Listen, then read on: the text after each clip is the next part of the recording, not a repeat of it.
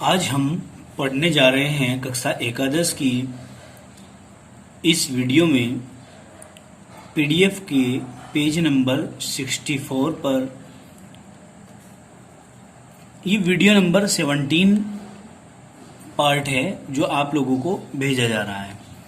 इसमें एक क्वेश्चन पूछा गया है, वो है माना 5 ग्राम एसिटिक अम्ल को 1 लीटर एथिल अल्कोहल में घोला गया है। यदि इनके बीच कोई अभिक्रिया नहीं होती तब इस विलयन की मोललता ज्ञात करो। इनके बीच में कोई अभिक्रिया नहीं हो रही है तब इनकी क्या करनी है भाई, मोललता ज्ञात करनी है। दिया है डी मतलब घनत्व, C2H5OH का 0.789 ग्राम प्रति ml कह दो आप इसको, ये घनत्व दिया है। बताइए इतनी बात समझ में आई है? ये क्वेश्चन था आपका। अब हम इसको सोल्व करेंगे। सोल्व करने के लिए हमने क्या क्या करना है, जो क्वेश्चन में हमसे चीजें दी गई हैं हम पहले उनको एक्सप्लेन करेंगे, ठीक है ना। जो हमें क्वेश्चन में दी गई हैं चीजें उनको एक्सप्लेन करना है। देखो सबसे पहले तो ये देखो कि हमसे पूछ क्या रहा है, फिर ये देखो कि हमारे पास कौन कौन सी चीजें उपलब्ध हैं और कौन कौन सी उपलब्ध नहीं हैं। सबसे पहले हम कहते हैं आंसर में कि एसिटिक एसिड की मात्रा, एसिटिक एसिड यानी कि CH3COOH की मात्रा बराबर 5 ग्राम, ये दिया है, ठीक है। इसके बाद इसने यहां पर दूसरी चीज क्या दी है, वो दिया है घनत्व। क्या दिया है? घनत्व दिया है किसका? एथिल अल्कोहल का।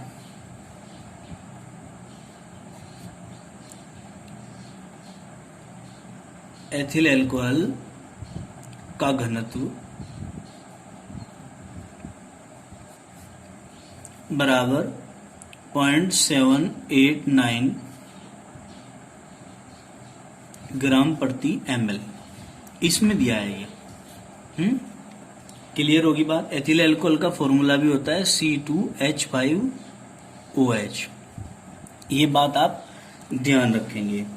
अब और क्या क्या चीजें दी हैं आप लोगों को, ये चीजें आपको ध्यान में रखनी है। अब हमें सवाल को आगे लेकर के चलना है। क्वेश्चन हमसे कहता है, मैं यहां पे इसका पार्टीशन कर देता हूं थोड़ा सा, फिर कहता हूं कि हमें निकालना क्या है। इसने कहा कि विलयन की मोललता ज्ञात करो, तो यहां लिखेंगे मोललता बराबर, फॉर्मूला क्या है हमारा,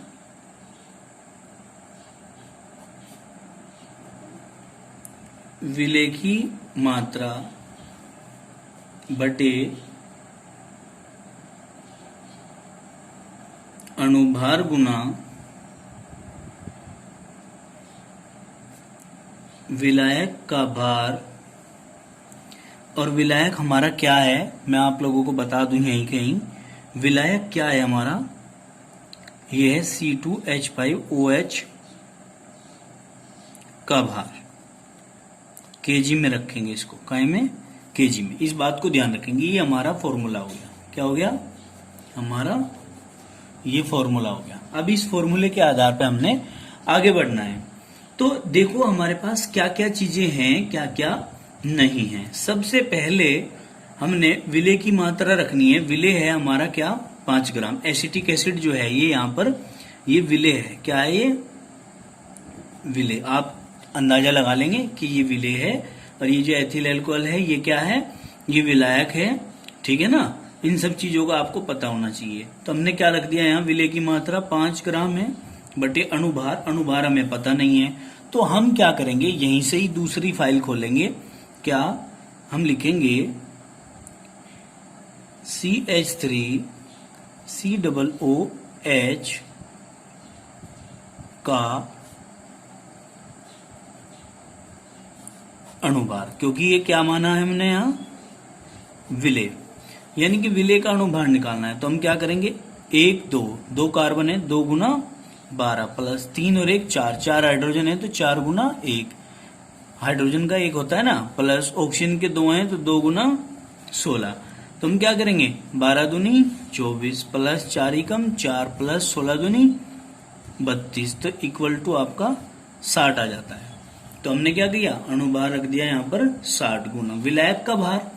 अब विलायक का भार तो हमारे पास है नहीं, विलायक का भार कैसे निकालेंगे, सीधे सीधे आपके पास है, क्या करेंगे हम, सेकंड पॉइंट यहाँ पर, ये तो फर्स्ट निकाल रहा था, फर्स्ट फाइल खोली थी, सेकंड फाइल विलायक का भार। विलायक का भार कैसे निकालेंगे, यहाँ लिखेंगे विलायक मतलब C2H5OH का भार बराबर घनत्व गुना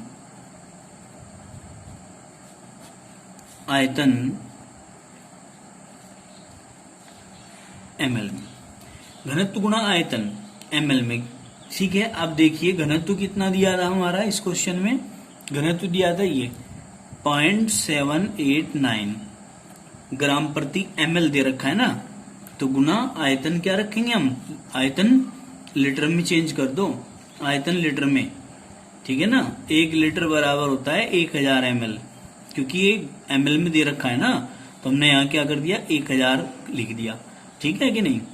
ग्राम प्रति लीटर होता तो फिर जुगा तो लिख देते, लेकिन ग्राम प्रति ml है इसलिए हमने इसको लीटर में चेंज करना है, तो हमने क्या कर दिया यहाँ पर 1000 से इसको गुना कर दी, तो क्या आ जाएगा हमारा 789, क्योंकि 3 अंकों से पॉइंट खत्म हो जाएगी, इतने ग्राम आता है आपका।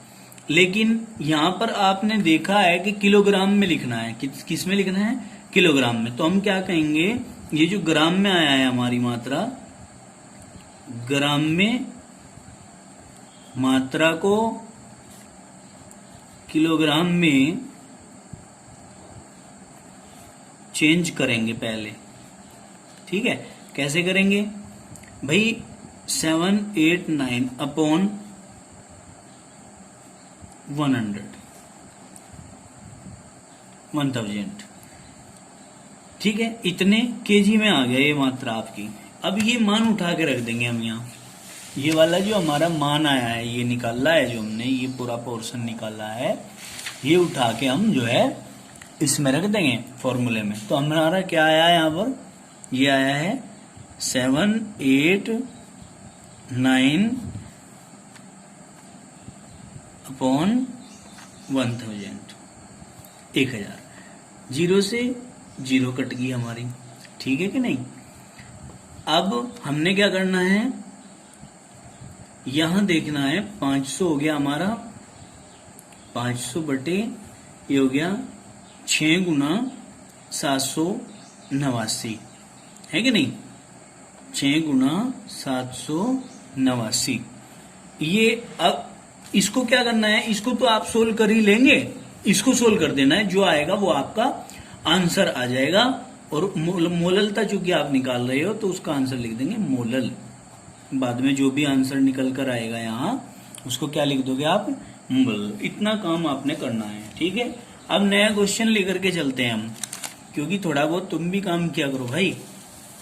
दूसरा क्वेश्चन क्या है हमारा, दूसरा क्वेश्चन है हमारा कि 93% H2SO4, मैं लिख देता हूं 93% H2SO4 के 1 लीटर विलियन की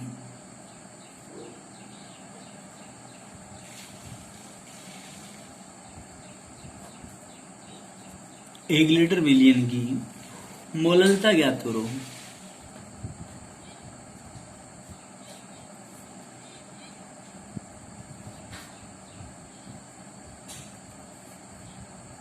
यदि विलयन का विशिष्ट घनत्व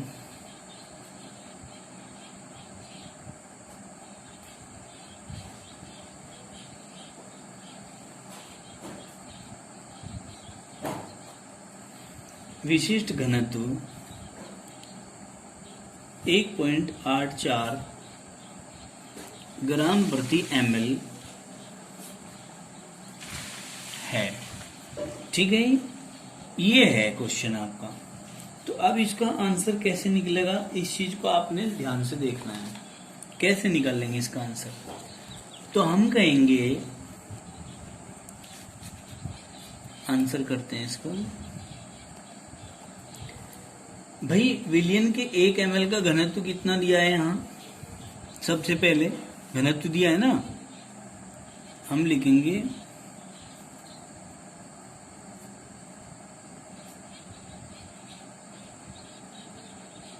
कि विलियन के 1 ml का घनत्व बराबर क्या? 1.84 ग्राम प्रति ml। तो 100 ml का घनत्व कितना होगा?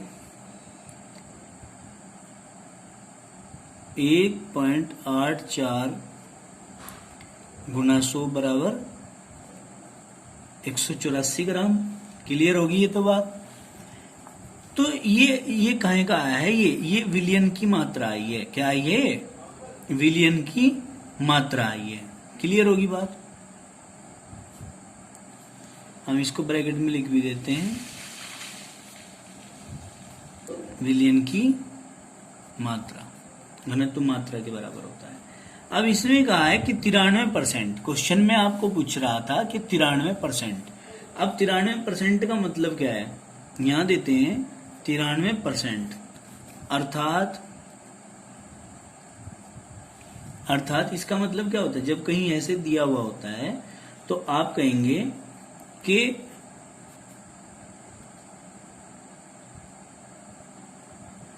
विलेय की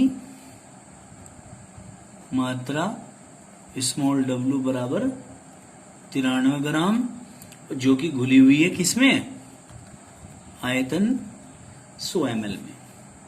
यानी कि 100 ml में 93 ग्राम घुली है। क्या? 93 ग्राम घुली है। 100 ml में 93 ग्राम घुली है, तो इसका मतलब 93% की बात हो रही है। समझ में आ गई होगी बात। अब क्या करेंगे? अब हमने क्या करना है? आगे आगे चलना है, सिंपल है बिल्कुल, कुछ नहीं करना है इसमें। भाई मोललता ज्ञात करनी है आपको। क्या?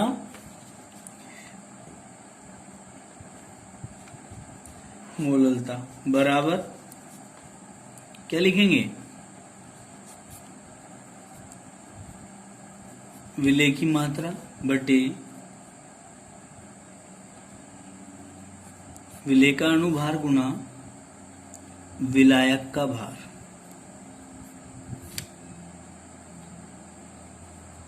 विलायक का भार काय में? केजी में। अच्छा जी, अब हमने क्या करना है? विलेय की मात्रा कितनी है हमारी? विलेय की मात्रा हमें दे दी 93 बटे। अब हमारे पास कुछ चीजें ऐसी हैं जो हमारे पास नहीं है, तो मैं क्या करता हूं? यहीं से ही पार्टीशन बना लेता हूं मैं। ठीक है, अणुभार निकालेंगे। अणुभार किसका? विलेय का। हम लिखेंगे विलेय का अणुभार। अब विलेय क्या है? विलेय है यहां पर H2SO4, मतलब 2 गुना 1 प्लस सल्फर का 32 प्लस 4 गुना ऑक्सीजन का 16, 2 प्लस 32 प्लस 16 चौका 64, टोटल आ गया आपका 98। तो यहाँ अणुभार कितना लिख देंगे हम? अणुभार लिख देंगे 98 इंटू विलायक का भार नहीं है हमारे पास, तो फर्स्ट कंडीशन तो ये थी फाइल की। अब फाइल विलायक का भार है नहीं, तो सेकंड फाइल क्या खोलेंगे हम? विलायक का भार। विलायक का भार कह लो, मात्रा कह लो, है ना, बराबर कैसे निकलेगा? विलियन का भार या मात्रा माइनस विलेय का भार। भाई विलायक का भार अगर निकालना है तो विलियन में से विलेय को घटा देंगे। अब विलियन का कितना था हमारा? विलियन का हमारा था, देखिए यहां पर मैं आपको दिखा दूं, विलियन की मात्रा बराबर 184, ठीक है ना। और विलेय की मात्रा कितनी आई? विलेय की मात्रा 93। तो हम क्या करेंगे? 184 माइनस 93 इक्वल टू 91, ये आ जाएगा। तो हम क्या करेंगे? 91 ग्राम आया है यहाँ। तो हम क्या करेंगे यहाँ पर, भाई 91 ग्राम है ना, इसको किलोग्राम में करना है तो 1000 से इसको क्या कर देंगे, गुना कर देंगे। तो हमारा आएगा 93,000 बटे, इसकी गुना करेंगे 98 की और 91 की, तो आएगा 8918। इसको डिवाइड करेंगे तो 10.42 के समथिंग आपका आ जाएगा। इतने मोलर आया आपका। बताइए इतनी बात समझ में आई क्या? तो ये न्यूमेरिकल भी उम्मीद करता हूं मैं आप लोगों की समझ में आ गया होगा। अब हम आगे चलते हैं नए टॉपिक के साथ। नया टॉपिक जो हमारा अब आता है वो आता है मोल प्रभाज, जिसको हम अंग्रेजी में मोल फ्रैक्शन के नाम से जानते हैं। किसके नाम से? मोल फ्रैक्शन के नाम से। अब देखिए मोल फ्रैक्शन होता क्या है। इसको भाग भी बोलते हैं प्रभाज को, और हिस्सा भी बोलते हैं, पार्ट भी बोलते हैं।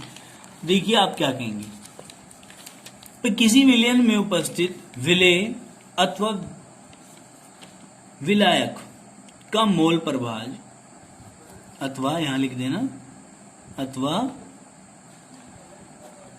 विलायक, विलेय अथवा विलायक का मोल प्रभाज उस विलयन में उपस्थित विलेय अथवा विलायक के मोलों की संख्या तथा उस विलयन में उपस्थित विलेय प्लस विलायक के कुल मोलों की संख्याओं के अनुपात को मोल प्रभाज कहते हैं, या संख्याओं के अनुपात के बराबर होता है। दोबारा से देखेंगे, किसी विलयन में उपस्थित विलेय अथवा विलायक के मोल प्रभाज उस विलयन में उपस्थित विलेय अथवा विलायक के मोलों की संख्या तथा उस विलयन में उपस्थित कुल मोलों की संख्या, मतलब विलेय प्लस विलायक के कुल मोलों की संख्याओं के अनुपात के बराबर होता है। अब हम कहेंगे, माना किसी विलयन में विलेय के मोल स्मॉल n तथा विलायक के मोल कैपिटल N से प्रदर्शित करते हैं। विलेय के जो मोल हैं उनको स्मॉल n से, और जो विलायक के मोल हैं उनको कैपिटल N से प्रदर्शित करते हैं। तो क्या कहेंगे, विलेय का मोल प्रभाज, यदि विलेय का निकालना है तो हम कहेंगे फर्स्ट कंडीशन में कि विलेय का मोल प्रभाज बराबर विलेय के मोलों की संख्या बटे विलयन में उपस्थित कुल मोलों की संख्या, मतलब विलेय प्लस विलायक के मोलों की संख्या। तो क्या आ जाएगा, विलेय के मोलों की संख्या स्मॉल n और विलेय के मोलों की संख्या स्मॉल n और विलायक के मोलों की संख्या प्लस कैपिटल N। ठीक है ना, तो small n plus capital N हम लिख देंगे। फिर हम कहेंगे सेकंड पॉइंट, विलायक का मोल प्रभाज। अब विलायक का मोल प्रभाज क्या है, विलायक के मोलों की संख्या बटे विलयन में उपस्थित कुल मोलों की संख्या, मतलब विलेय प्लस विलायक के मोलों की संख्या। विलायक के मोलों की संख्या कैपिटल N है और विलेय के मोलों की संख्या स्मॉल n और विलायक के मोलों की संख्या कैपिटल N।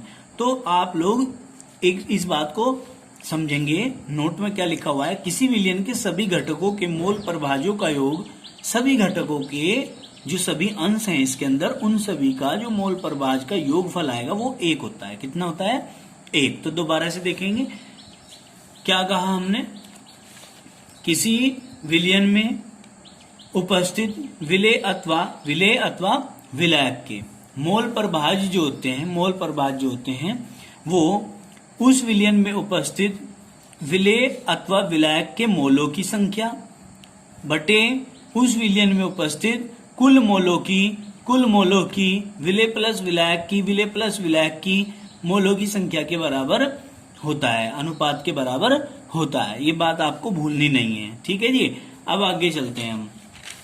अब क्या कहा जाता है, एक क्वेश्चन आता है हमारे पास, क्या है वो, कि 500 ग्राम जल में 0.52 मोल घोलने पर प्राप्त विलयन की मोललता ज्ञात करो। इतनी मात्रा घोलनी है और उसकी मोललता ज्ञात करनी है। कैसे ज्ञात करेंगे, देखिए, चूंकि हम इस वीडियो के अंतिम चरण में अब चल रहे हैं, देखो यहाँ पर क्वेश्चन का आंसर हमने करना है। ये जो अभी पढ़ा था इसमें कहा कि मोललता ज्ञात करनी है। क्या, मोललता बराबर क्या होती है, विलेय के मोलों की संख्या बटे विलायक का भार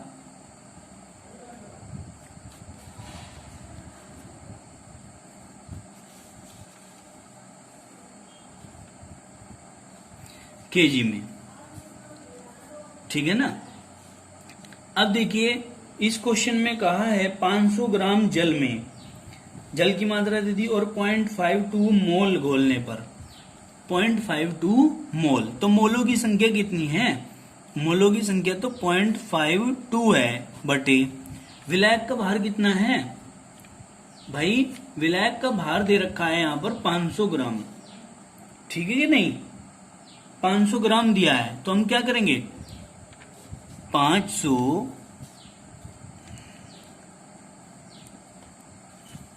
1000 कर देंगे। 1000 क्योंकि किलोग्राम में हमने रखना है तो 500 बटे 1000 करते हमने 1000 को ऊपर लिख दिया। क्लियर होगी बात। अब देखो हमारे पास क्या आता है निकल करके, इसको सॉल्यूशन कर देंगे भाई। 500 दूनी तो 1000 हो गए, अब पॉइंट हटाई तो एक के आगे 2 जीरो लगा दी हमने। ठीक है कि नहीं? और 2 से इसको काटा तो 50 बार घट गया। ठीक है कि नहीं? तो यानी कि 52 बटे 50 लगभग हमारा आ जाता है और इसको काटेंगे तो 1.04 मोलल आएगा आपका, मोलल। क्लियर होगी? इस तरीके से हम इस क्वेश्चन को सोल्व कर सकते हैं। ये बात समझ में आई होगी आप लोगों की, मैं उम्मीद करता हूं। अब आगे चलते हैं, नेक्स्ट क्वेश्चन है हमारा। नेक्स्ट क्वेश्चन क्या है इसको देखना। नेक्स्ट क्वेश्चन क्या है हमारा? ये पेज भी बड़ी प्रॉब्लम कर रहा है अब हमें। यहां आता है क्या कि 36 ग्राम ग्लूकोज को 250 ग्राम जल में घोलने पर। क्वेश्चन क्या है? 36 ग्राम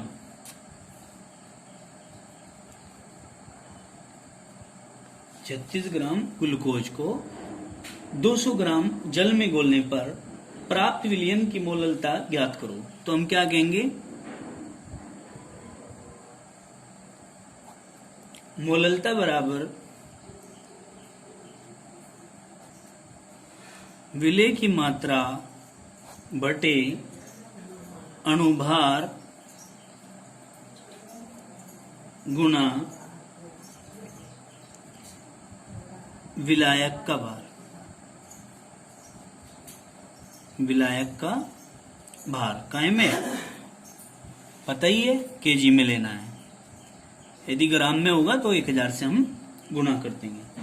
तो देखिए हमने क्या कहा, 36 ग्राम ग्लूकोज को, इसमें कुछ चीजें हैं मैं पहले हम क्लियरिफाई कर लेंगे भाई। 36 ग्राम ग्लूकोज को 250